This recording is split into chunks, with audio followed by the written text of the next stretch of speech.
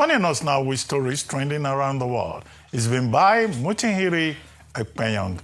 Good morning. Good morning, Dr. Abati. Good morning, Ayo. Good morning, Rufi Fire. Very passionate about a good cause. So Moroccans do keep oppressing us in African football. Real quick, Dr. Abati, you said football shouldn't because this is what's trending. You said football shouldn't cause war.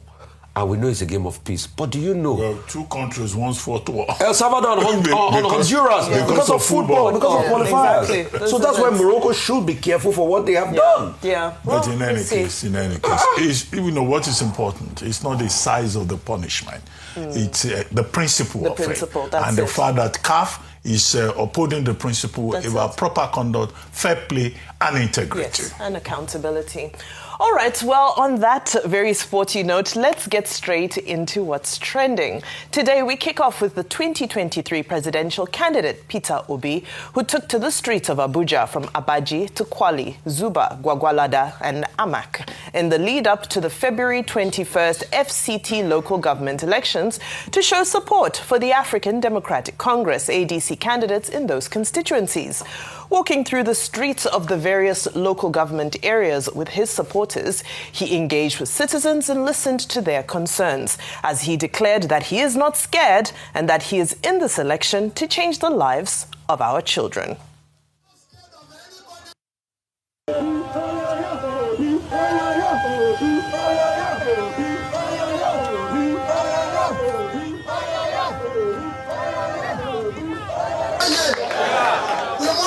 Nigeria. Let nobody make you lose hope. I'm not here. I'm not scared of anybody. And for me, I'm in this election. We must have a better Nigeria for our children. Well, meanwhile, the ADC has unveiled a 50-member Wise Men and Women Policy and Manifesto Committee to be chaired by Chief John Odigi Oyegun, with Professor Pat Utomi as the deputy chair. However, the main conversation here is, can Peter Obi secure the ADC presidential ticket? We can see the goodwill on the ground. We can see that the numbers came out for him in the FCT yesterday. So a lot of conversation happening around that. Dr. Abati, I'll come to you first. Well, I mean, straight up, Mr. Peter Obi has made it clear that, you know, the greatness of Nigeria is possible with P and O in capital letters. And he has been very consistent that he's in this business of politics, of leading Nigeria to serve the people, to improve the welfare of the people.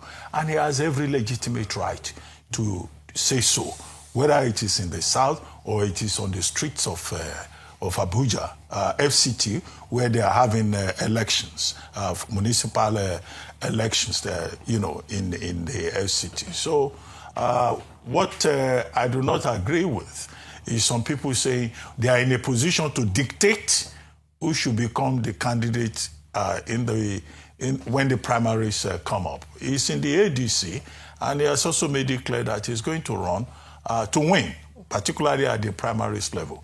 But there are other contestants. The only concern about people is the rhetoric coming from Obedience. The person is called Obedience, who has almost been as magisterial, judgmental as some other persons involved in the matter, saying that it must be Peter Obi by force. You know, in a democratic process, you cannot dictate the outcome of a process.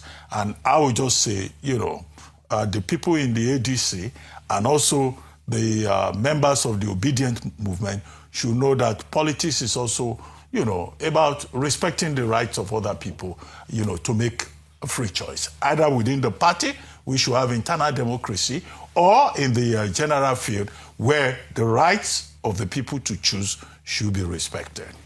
Absolutely. I know there were also some concerns that maybe the Obi factor of 2023 had died down, and some of these visuals, you know, making people question whether that's really the reality, although it's just FCT.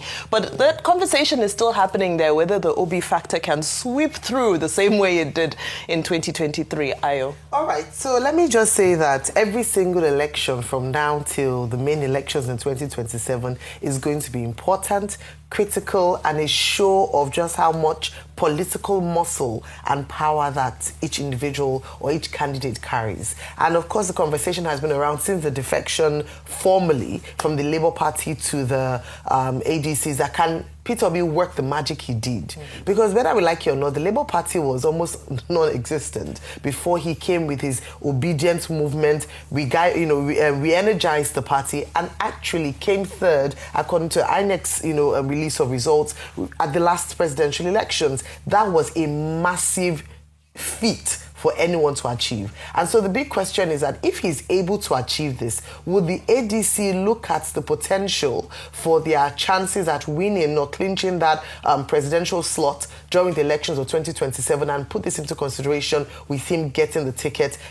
Against big heavyweights like Atiku, you've brought Rotimi Amechi a number of times. You've been pushing it. Let's not forget I'm not him. pushing it. No, not pushing it, but I can always remind us that there's another person. Because he fought a good fight in the last and whether we like it or not, primary. he also has his own political clout. So just to mention that this is a big show, that Peter Obi still has the a magic touch with his people. He's still in touch with the obedience, and maybe this might be the upsets that a number of the coalitions are looking forward to come 2027. Let's see how he consolidates on this. All right. Well, I don't like to get ahead of myself. Yeah. Number one, Obi still has his touch, but I don't think it will impact his local council elections in Abuja because elections are local. If ADC does not have a strong candidate on ground and you think because Obi went there to campaign, nothing will happen. No. Obi equally went to campaign for Mogalu that has now left the Labour Party in Anambra State. After using the Labour Party, nothing still happened. So let's not delude ourselves. I'll tell you the pure facts. Secondly, as regards the obedience saying is Obi or not, and Dr. Abati, you can't be judge or begrudge a group of persons for having a firm mindset of support. Yes, that's democracy. If it doesn't go their way afterwards, they will see what is on ground. But you cannot say that they have the right not to be able to toot their candidate. People will toot their candidates. There's no how. I think for me also, as regards this ADC committee coming together, is the fact that hope they are not already making mistakes now. The case of Yemi Adamolekun is there. So how did the ADC go put Yemi Adamolekun on a team where she has not agreed to be part of? It shows some of their shenanigans to start with. And I keep saying all of these things. Please, they must be able to look internally and look very well and get their processes right so that people will not be talking anyhow to them. Absolutely. Well, I think one of the big themes really is to see whether internal democracy will actually succeed in when the ADC primary comes about, because, of course, we know the reputation that primaries have, and we look forward to seeing how that plays out. We're still talking elections, as the Supreme Council for Sharia in Nigeria has renewed its call for the immediate removal and prosecution of the chairman of the Independent National Electoral Commission, Joash Amupitan, ahead of the 2027 general elections, describing him as a threat to the credibility of Nigeria's democratic process. Well, the council warned that Muslims would neither recognize nor legitimize any election conducted under Amupitan's leadership, citing that what it described as serious integrity and neutrality concerns. The president of the Supreme Council for Sharia in Nigeria, Sheikh Bashir Umar, said the council's stance was based on what it described as the INEC chairman's questionable antecedents, particularly a legal brief he authored affirming the existence of a Christian genocide in Nigeria. According to him, the position taken by the INEC chairman amounted to divisive propaganda and raised serious doubts about his impartiality as the head of Nigeria's electoral body. You can imagine this is a topic that would generate a lot of feedback, especially on social media. Let's go to X quickly and see what people had to say. In this post, Yakubu wrote, "Appointments are not determined by feelings of religious groups. Nigeria belongs to all." Okweolua also posted and said, "It must inspire confidence along religious and ethnic lines, but not competence." Ah, God. This last post on X says, "Well, it's hard to satisfy everyone in this country. What we truly need is a strong, principled leader who stands firm and makes decisions in the nation's best interest." I love that tweet because, in essence, Nigeria is such a diverse nation that it's going to be impossible to please everyone, and we also don't expect the leadership to sell ice cream. They're not here to sell people ice cream, but we also do expect principled decision making. Dr. Abati, I'll come to you on this topic of this Sharia council saying that Muslims will reject any election under Amupiton. As if Muslims in Nigeria are one homogeneous, monolithic group. Well, I think that the Department of State Services, the DSS, and other relevant agencies should invite this Sheikh Bashir Umar for a conversation and to advise him accordingly, not to inflame passions, not to he himself spread divisive propaganda before the commencement of the 2027 elections.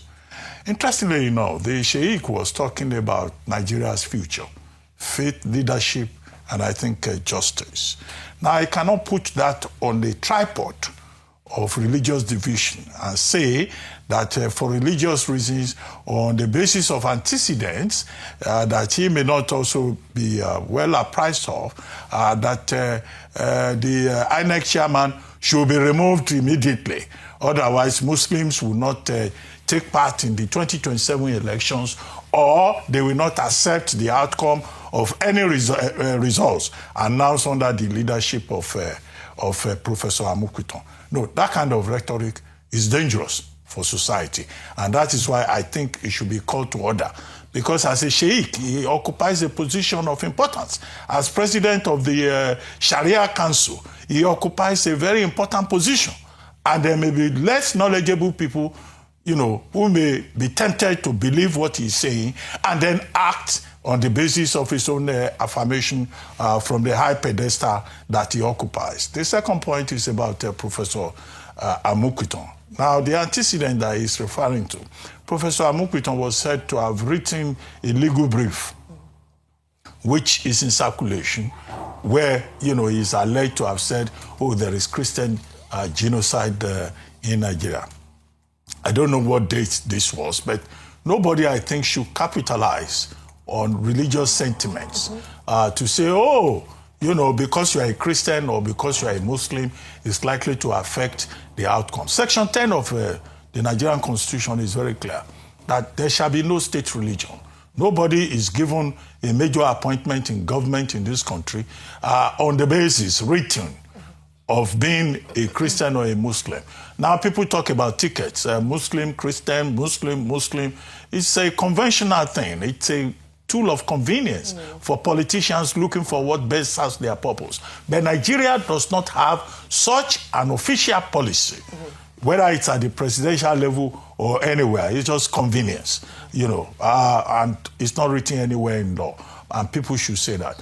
What I expect the Sheikh to be saying is to mobilize his followers as Nigerians who have civic duty and responsibility to make their own choice, to vote, and to respect the Constitution of the Federal Republic of Nigeria. Well said, Dr. You said the Constitution said there must be no state religion. Why do we have pilgrims bought for both religion? And why does the government subsidize religious travel every year?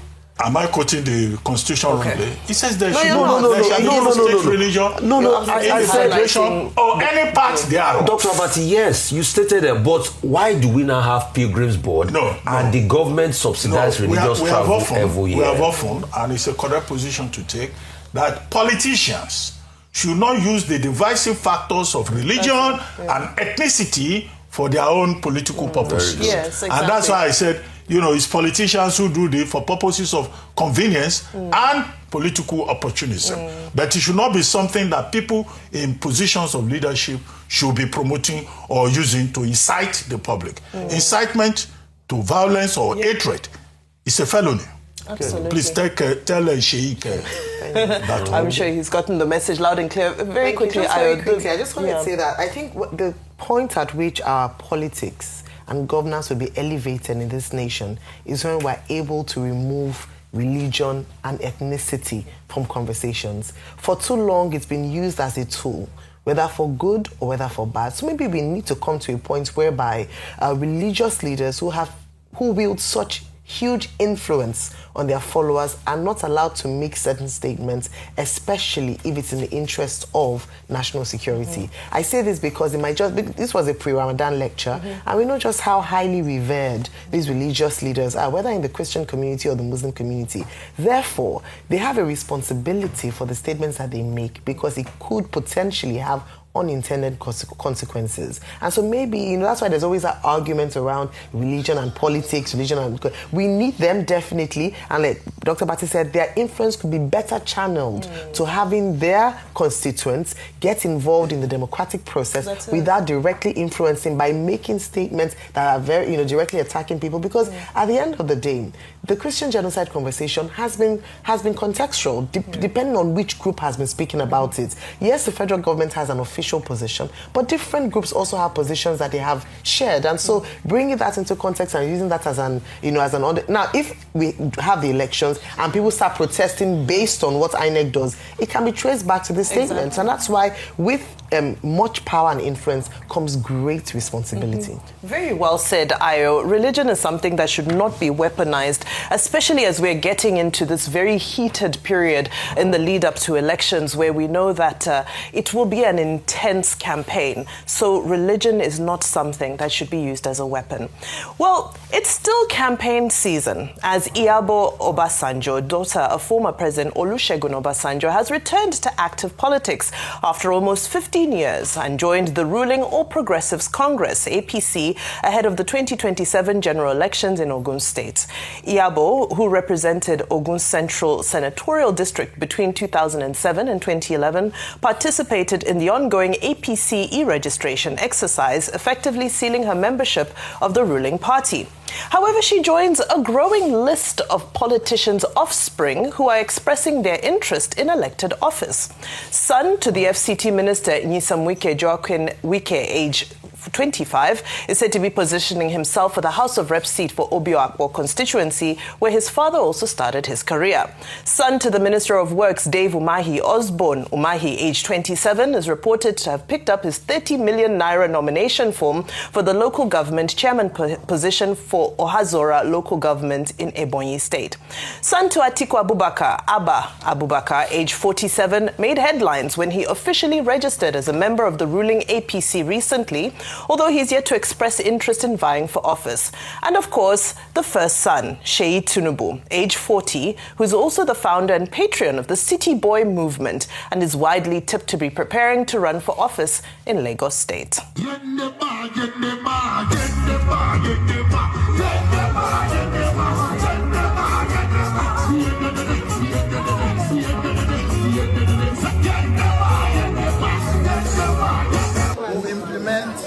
Mechanized farming, and we will work with professionals to ensure that the agricultural section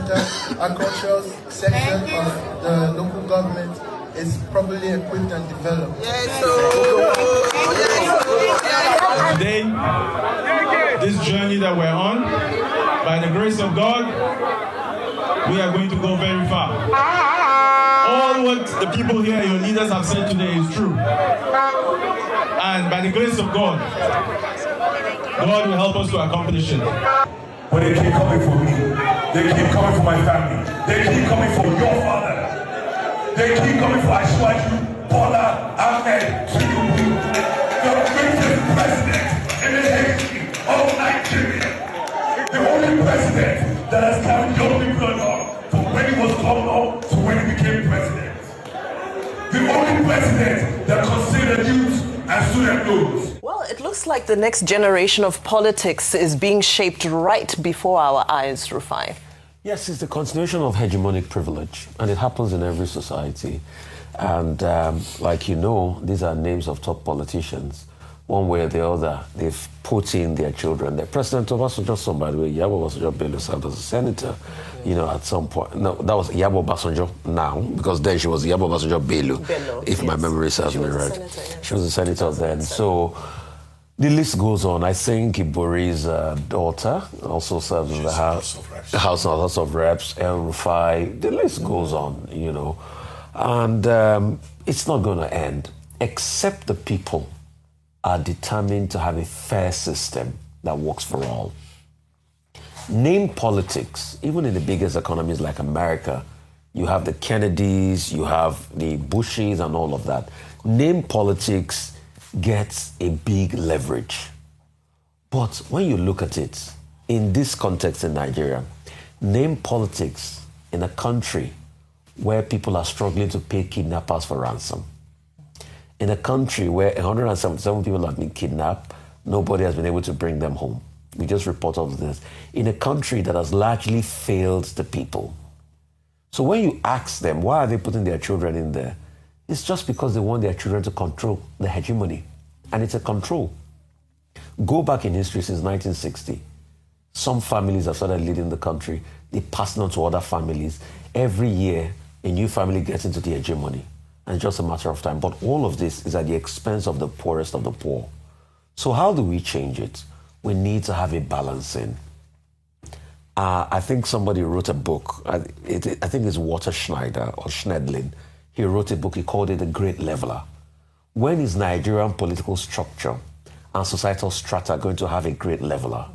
It will be with a people that truly wants their country to change. A people that does not respect the hegemony. A people that does not respect Babasokwe-crissy. A people that truly asks for accountability. But the big question is, are the people ready? The big question is, are the institutions ready? No. It's not only in politics. It's been done in judiciary. It's been done in every area of our lives. But except we break this hegemony or we limit it, Nigeria will never move forward. These people will say, because their fathers have served Nigeria, they too must serve Nigeria. So the colonization continues, the internal colonization, and Vimba is never going to stop. So, can I just give a quote by activist Aisha Yesufu that I think is very powerful and relevant to this story, which is that we're looking forward to a Nigeria where the son of nobody can become somebody without knowing anybody. We are very far away from that. And there is I want to put education as one of the levelers if I were talking about. Access to quality education by all Nigerians can give people an opportunity to aspire to get to levels that their parents didn't get to. But unfortunately, even at the level of education, there's such a wide divide between the education that is received by the children of these elites and children of ordinary Nigerians, whereby you can't even aspire. What you are thinking about, you're so mindful of how to get your next meal, you cannot even be aspirational. And there's almost a deliberate attempt to keep people shackled on that level, whereby you cannot even attempt to aspire to get to the next level. I don't see it as together with our next story. Okay. Dynastic politics, you find it all over the world. Whether it's in Bangladesh or it's in South Korea or it is in India or it's the United States or Equatorial Guinea or even Nigeria. What we should emphasize is that if the son or the daughter is competent, what we need in Nigeria are competent people who can provide solutions to the many problems that we have. To talk about circumstances of birth, people don't choose where they came from, but they must be qualified and they must be competent. They will probably even be better persons than their parents, whose examples that they are following. But they must be competent. They should not be just children of privilege to come and inherit a culture of rent collection, feeding fat on the Nigerian state. So when we can see that competence, that will make sense. Absolutely.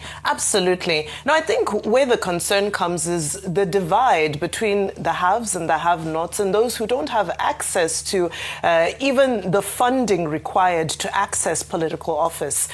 Excuse me. And that's what takes us to our next story. From Kogi State, where a new video being circulated on social media shows a mother crying out to the public, begging for help to find her daughter, Biniu Latifa. Latifa was kidnapped on her way to NYSC orientation camp, and according to her family, the kidnappers are demanding 30 million naira. So far, her family and friends have only raised 1 million naira. And in this new video, her mother asked the public for urgent help. Let's take a look. ti ṣe ń lọ ilé ìrànwọ́ lọ́wọ́ gbogbo èèyàn kí gbogbo ayé tẹ̀ bá wa dá 2,000 péré a máa pín ní àkáǹtì wọn bó jẹ́ 2,000 ẹ̀pà káǹtì yín ẹ wá pa káǹtì ẹjọ́ ẹ ṣàánú ẹjọ́ wọ́n mú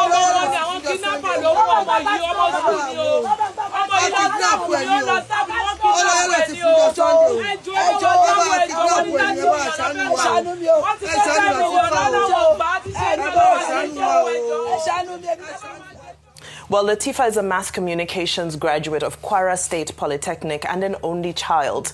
And this story has once again put a spotlight on the kidnapping epidemic and the impact it's having on families across the country. Ayo, I'll come to you. Rufai, you shared another story of, it's just stories upon stories of kidnappings and ransoms and so forth. And that's why I was saying that we hardly have security in this country. Let's stop deceiving ourselves. The lack of handling or management or tackling of insecurity has now created an industry for kidnappers, such that whereby the law says do not pay ransom, do not pay this, but when you leave people with no choice but to save the lives of their loved ones, look at that heartbreaking story of the woman with an only child, and you tell her not to pay ransom. What are the alternatives? What's the option?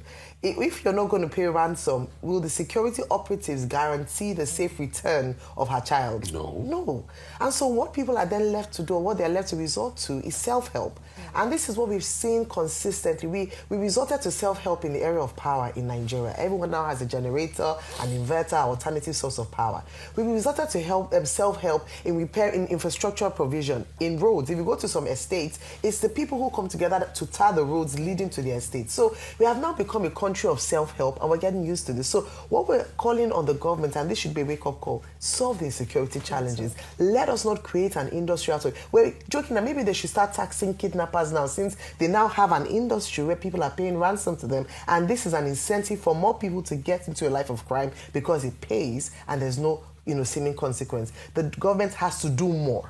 They've started doing, but they must do more to tackle insecurity and help women like this not to have to, canvass for some money to pay criminals to release their daughter. It's very sad. It's very sad, and this is one of the few stories. This is the one that gets highlighted, but all across the country there are various stories and experiences of this nature, and we continue to appeal to our security forces to intensify the fight against insecurity. Now to Akwa Ibom State, where Governor Umoeno is causing a flurry of reactions on social media after a video went viral of him asking a contractor why he showed him the building plans for a mortuary when the governor asked him about the building of a hospital. In the video, which took place on Tuesday, Governor Eno tours the Ikotekpene-Udo General Hospital grounds alongside the development team and appears to joke that he doesn't want to hear about the mortuary anymore. Let's take a look.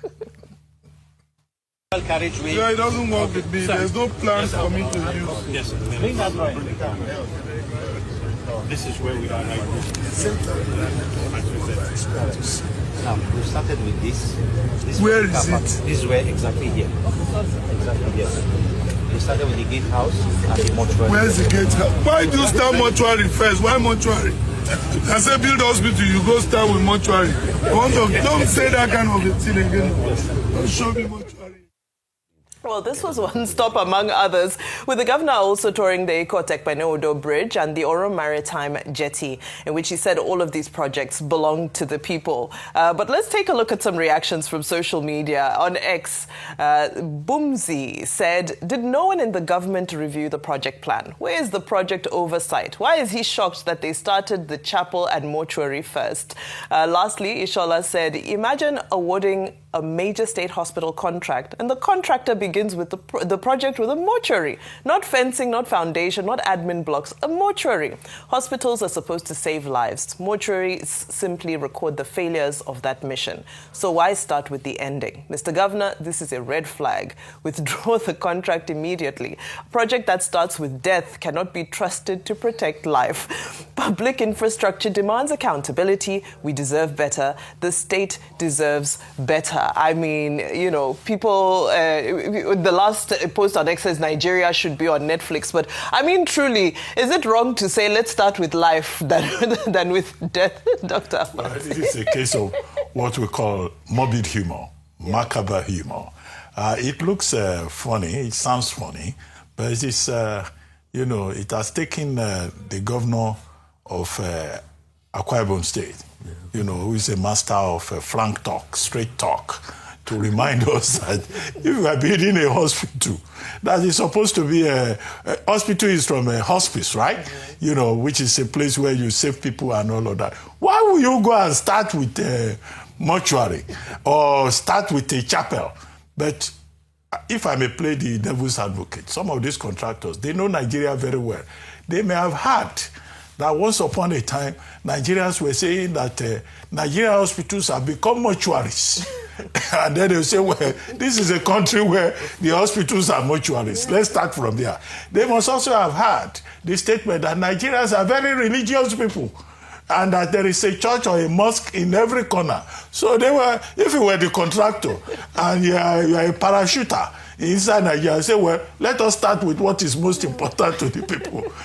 Let's put mortuary in case they die. Let's put chapel where they can go and be praying. And then the hospital itself is the last thing they want to do. That's why I say, you know, it's a morbid humor. Yes. But it's instructive. Absolutely. And then we had the doctors for the hospitals. Maybe they're like, let me solve your doctor challenges first of all. I'm saying this in light of the conversation we had earlier on where we're talking about a brain drain and where we have only less than 40,000 doctors in Nigeria. Now, even there's a proposal around that to bring in more doctors. So maybe they're saying that we don't even have people to work in the hospital. So let us who build the mortuary. Like Dr. Bati said, morbid humor, but it's also so the mortuary workers are in abundance. They are in abundance. People need jobs. You don't need skilled personnel. So but it's very somebody sad. had explained to me, and I think this person works in construction, is the reason why they talk about building the mortuary first is because if you build the hospital first, before you know it, people can come and steal things on site and steal things once you start to install them in the hospital. Okay. So you get done with the mortuary first and concentrate your attention on the hospital in such a way that you can now effectively secure it because there's a lot of theft on site. But I think the paramount thing for me, apart from this mortuary or no mortuary talk, is this hospital. Let us even scrutinize the projects. Let us see how much earmarked. Let us see if proper bidding process was done. Let us see how much they're using to build. Let us see what is coming to the contractors. Let us see if it's been paid for on time. Let us see transparency and see if it's the best value for money. Because that's how accountability and the society works in general, that's most right. importantly. And there are also a lot of comments saying that, well, they wish such a project could have been awarded to a Nigerian contractor. Well, it could have been a Nigerian contractor who employed, for other people to do the work. Anyway, it's now time for our milestones. And under milestones today, President Bola Ahmed Tinubu and Nigeria are remembering the life of one of Nigeria's foremost investors and industrialists, Adekunle Ojora, the Otumba of Lagos and Lisa of Ife, whose death at 93 years old was announced in a statement from his daughter, Toyin Ojora Saraki, on Wednesday.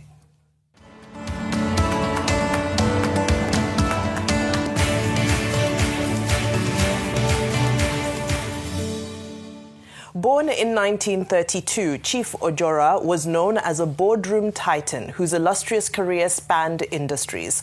But he began his career in the media, studying journalism at Regent Street Polytechnic in London, before then working his way up to become an assistant editor at the BBC.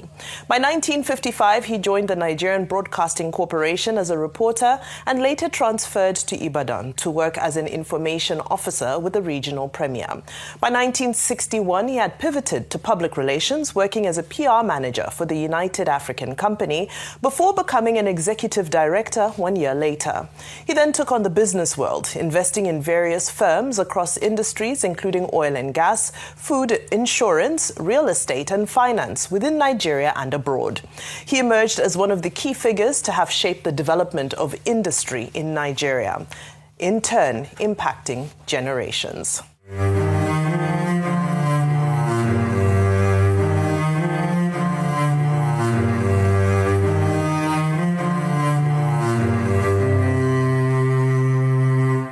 Well, in a statement on Wednesday, President Tinubu mourned Otumba Ojora's passing, calling his life one marked by humility, perseverance, hard work, tenacity, and generosity. He also called him an individual who made significant contributions to both the private and public sectors. May his soul rest in peace. Now, we'll also move quickly to our good news report for today, where in a major step for Nigeria's medical community, the Prostate Clinic in Lagos just made history by performing the first ever robotic gynecological surgery in West Africa.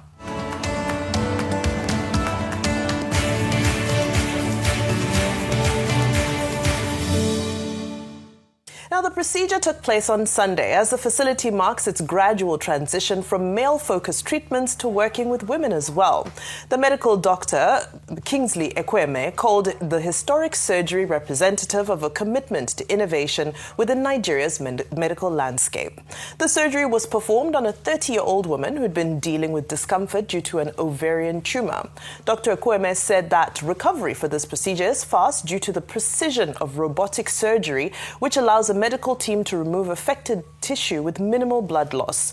It comes after the clinic became the first center in Nigeria and West Africa offering robotic and laparoscopic surgery for prostate cancer last year. Now, this is such a great development, as the surgery was also conducted free of charge under the facility's corporate social responsibility program, and hopefully will open the door to more procedures focused on women's health, including fibroids, endometriosis, ovarian tumors, and more. But the inclusion of technology is absolutely such a welcome development. And, earlier we taken the story of, the construction of a hospital. We do hope that when they finish the hospital in Ikpotekpene, that it will have, state-of-the-art equipment that can also perform these types of procedures. Absolutely. Okay, good one, doctor. But this must be a private clinic, I guess, Yes. not a government hospital. Yes. Because we always have issues with, government hospitals in terms of maintenance, in terms of cost, Exactly. in terms of personnel.